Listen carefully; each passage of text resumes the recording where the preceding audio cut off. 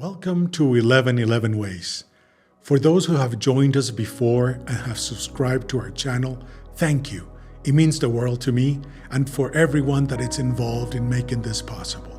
For those who joined us for the first time, welcome to 1111 Ways. This is a place where we talk about good things in life, where we talk about those signs that we get during our life that guide us through the meaning, through the purpose of our life. And for those who sometimes wake up and see the 11, or those who have another number in their life, this is just a way to understand those meanings. Because after all, they all come from a very special place. They all come from above, and they all guide us through the challenges of every day. We live in a world that is very complicated, a world full of bad news. Well, here in 1111 Ways, we are breaking apart from the negative. We're trying to make this world a better place, and for that, I thank you for joining us. Don't forget to share with your family and friends so they can join the crusade of spreading good vibes and also to understand what is the meaning of our lives in this world that we call Earth. So welcome again to 1111 Ways.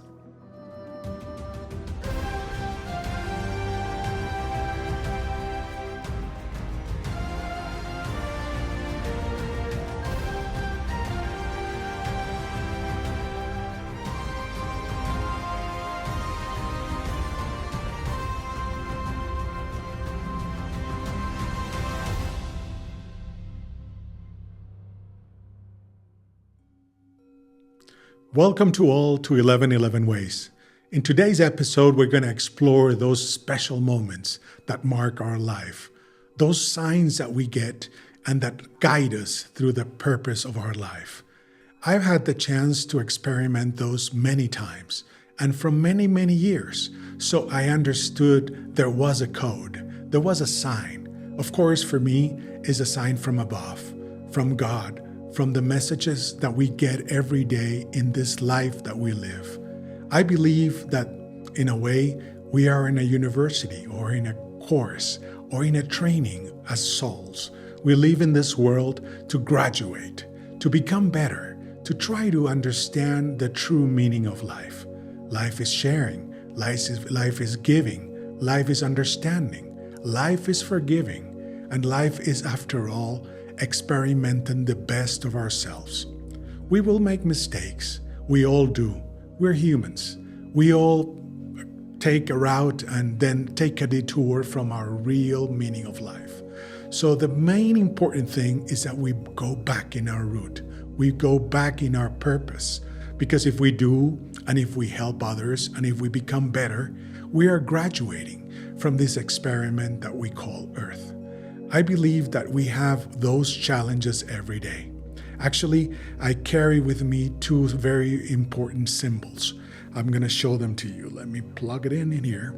And here it is. One of them is this chain, which is a cross that for me means a lot because this cross was with Pope John Paul II when I met him. And of course, it means the protection. It means the guidance. It means the purpose of our life. I mean, what is a better love than the love God gave us? He gave us His Son to sacrifice Himself for all of us. And that is the biggest sacrifice that anyone can give.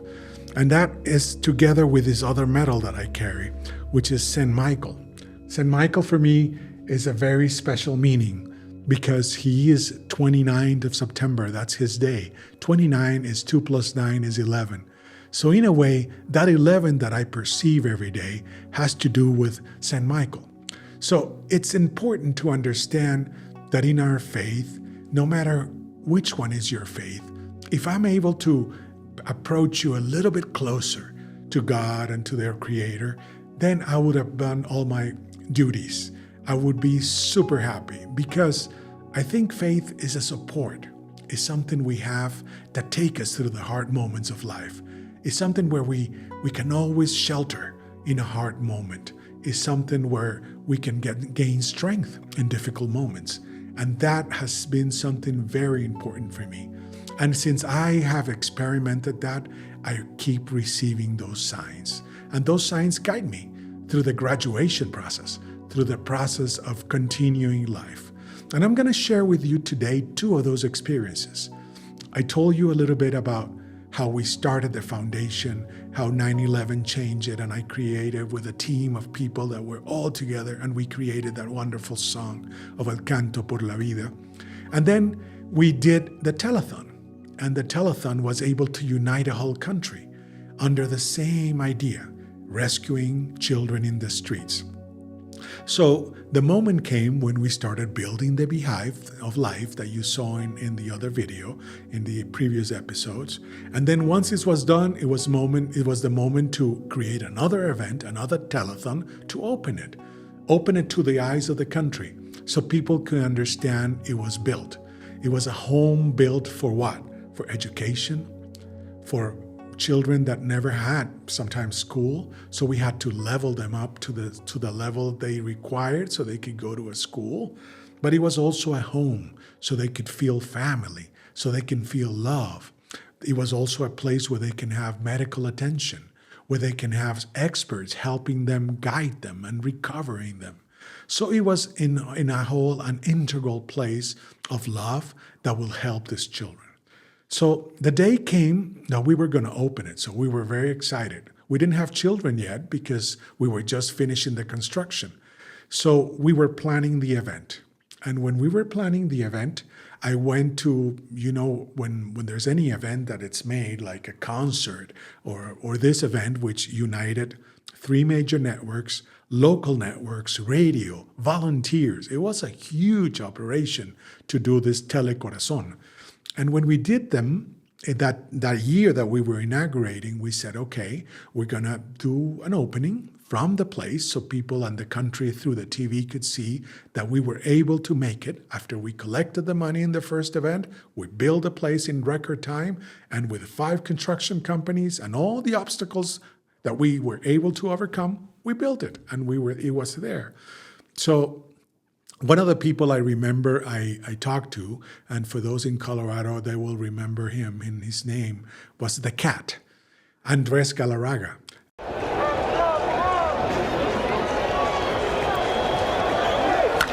Clobbered to left field. And the Colorado Rockies on a Galarraga slam sail into the lead here in Miami. A very famous baseball player. He's Venezuelan.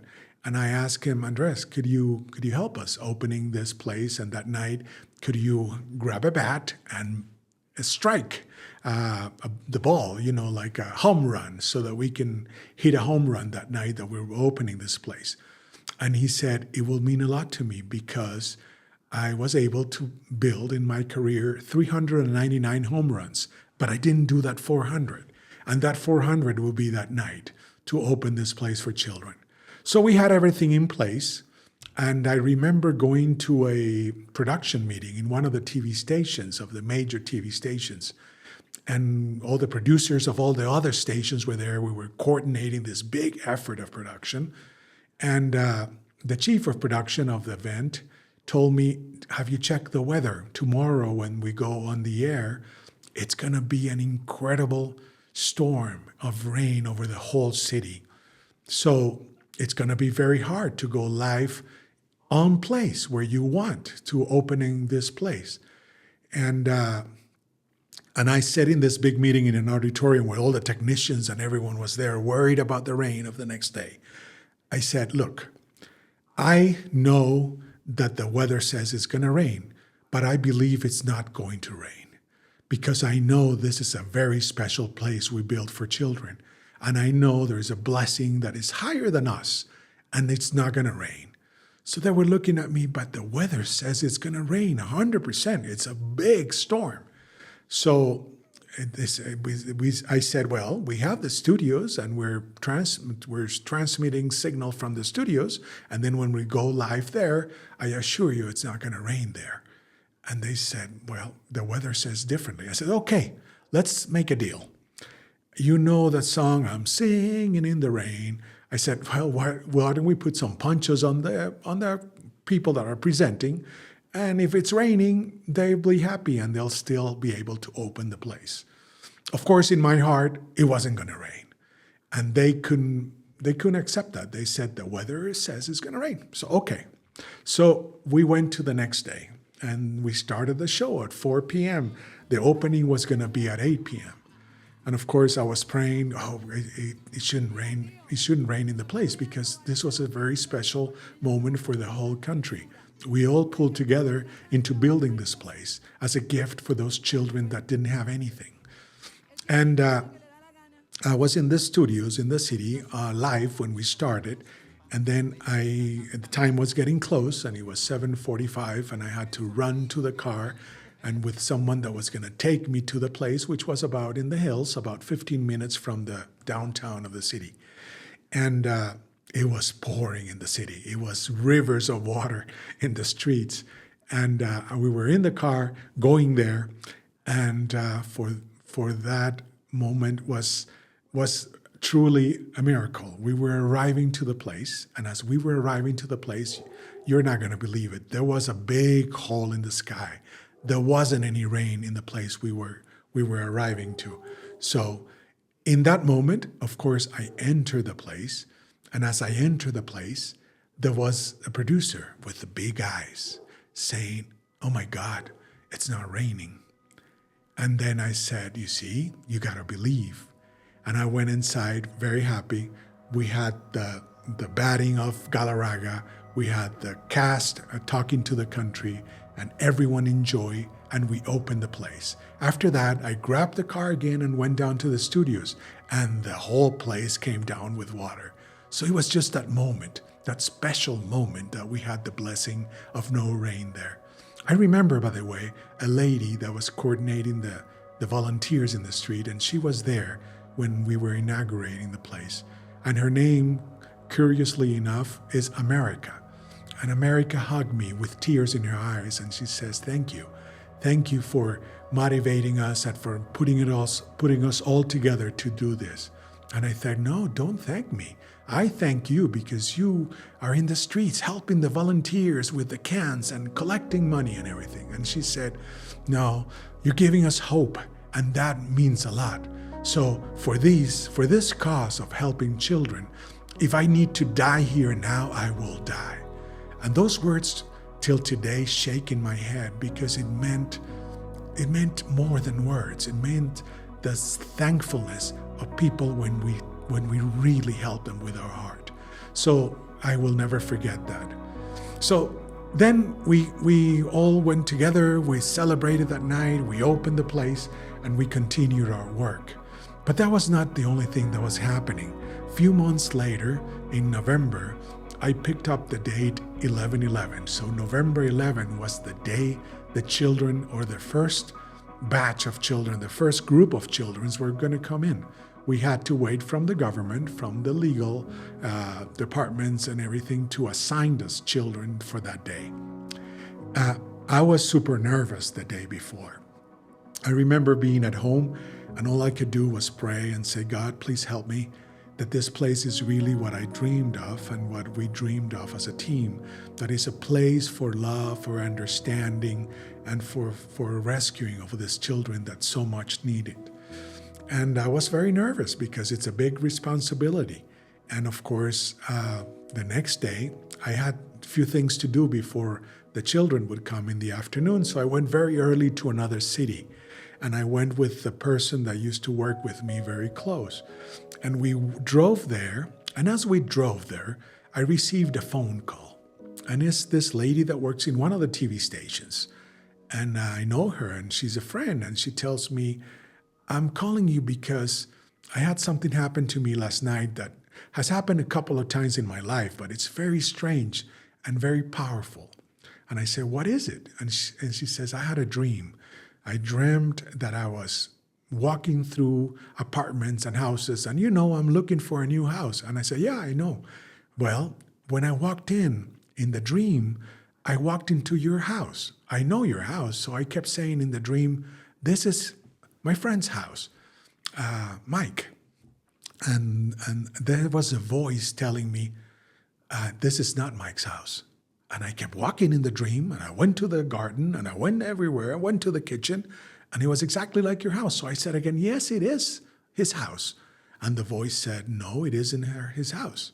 So I kept walking again. And then suddenly I said, yes, it is his house.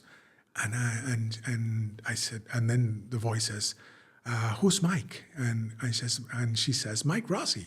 And then the voice says, oh, he's a special person. And she says, yeah, I know, he's really good. He's a good friend. And this is all happening in her dream.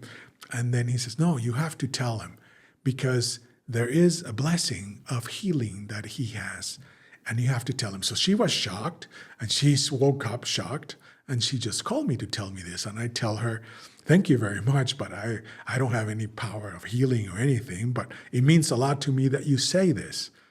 Years later, I realized what the word meant is healing is helping the children too. You're healing their souls. You're healing their pains.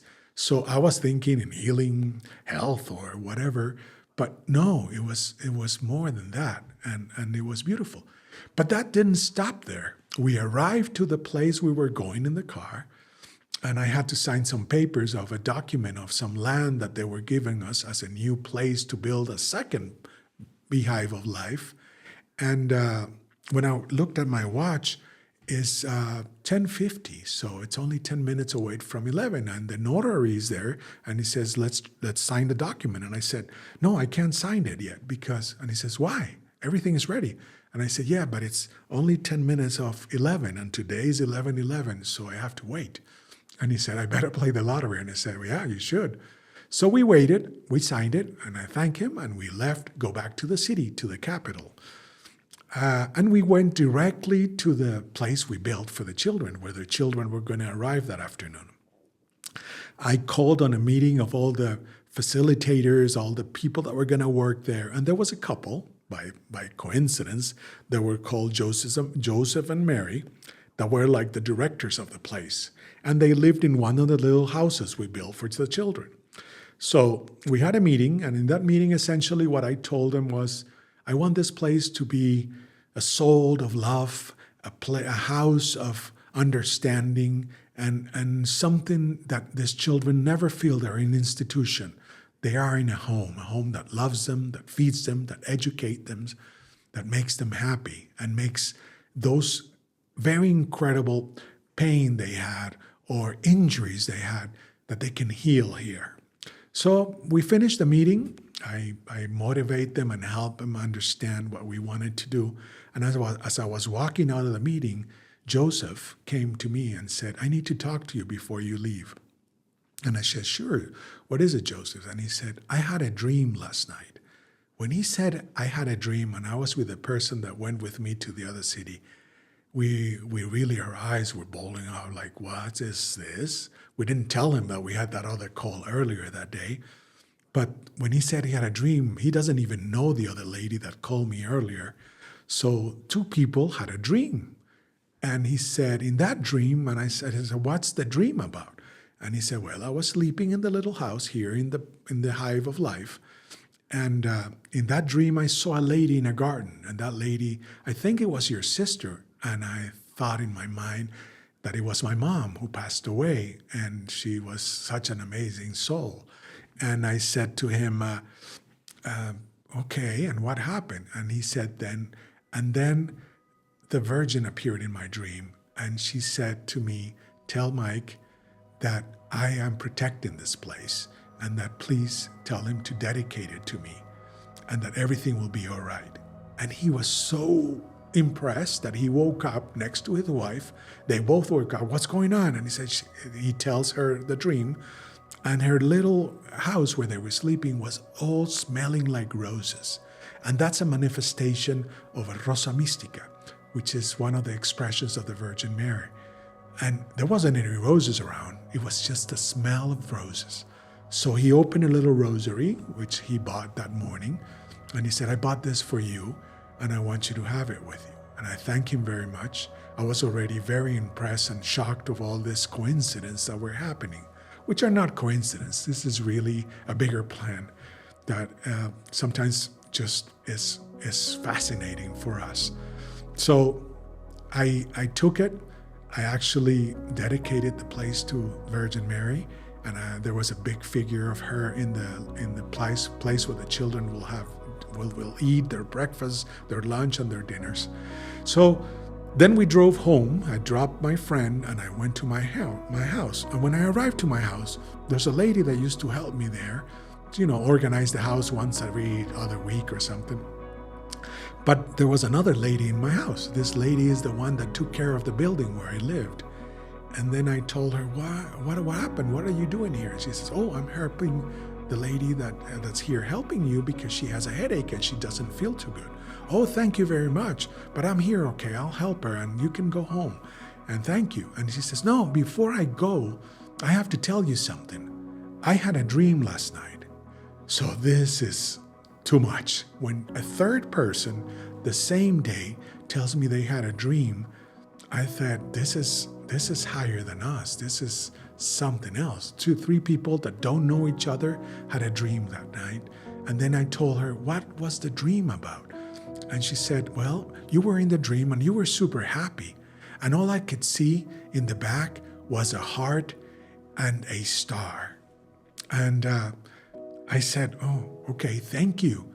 And she went home and I kept thinking, a heart and a star. Years later, I realized there's a heart on my background here. That star was the star I gave made of wood to all the presidents of the different TV stations that help us.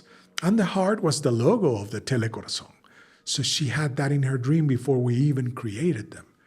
And for me, all of that was a clear message from heaven, from God, from everyone that's guarding us, to tell you, you're going in the right path, keep going, and don't worry. Because at the end, there's a strength bigger than us, bigger than any army, and all we have to do is believe. All we have to do is get close. I remember I have my doggy Max with me that lives with me, and I always understand, you probably have a dog too, or a cat, but a dog is a special creature, a special soul. And you understand that dogs' love is unconditional. When you are sick or when you're not happy, the dog never stays away from you. Even if you're upset, even if you behave bad with the doggy forgives you, and he's always there. He's always loving you. He lives for you. If he has to give his life for you, he will in any second. So imagine that to the infinite power. That's the power of God. It's a power that understands, that heals, that forgives, that's always there, even in your bad times.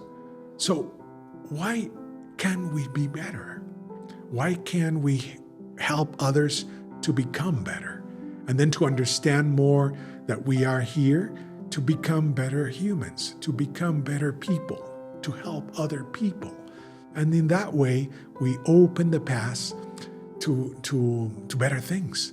And in our lives, there's no more better reward than to feel the smile of a child you help, of an organization you put your effort to. And at the end, we're all brothers and sisters in this world. So my message today is to understand that those signs that we get in life are signs for a reason. Sometimes you say, I don't get any signs. Yes, you do. You just haven't seen them well. But if you put your heart, if you believe you can, because we all can be better. We all can help. I have made mistakes in my life, and I am sorry about them every day. But I know I can be better. I know I can give to others. I know I can help the world, and all of you can too. So thank you again for being here today in 1111 Ways. It means a lot to me, and it means a lot that you subscribe to our channel. Help me spread the word. Help me make this bigger. We don't have to live in a world full of bad news. We can make the world better, you and me. So thank you again, and I'll see you again in the next episode.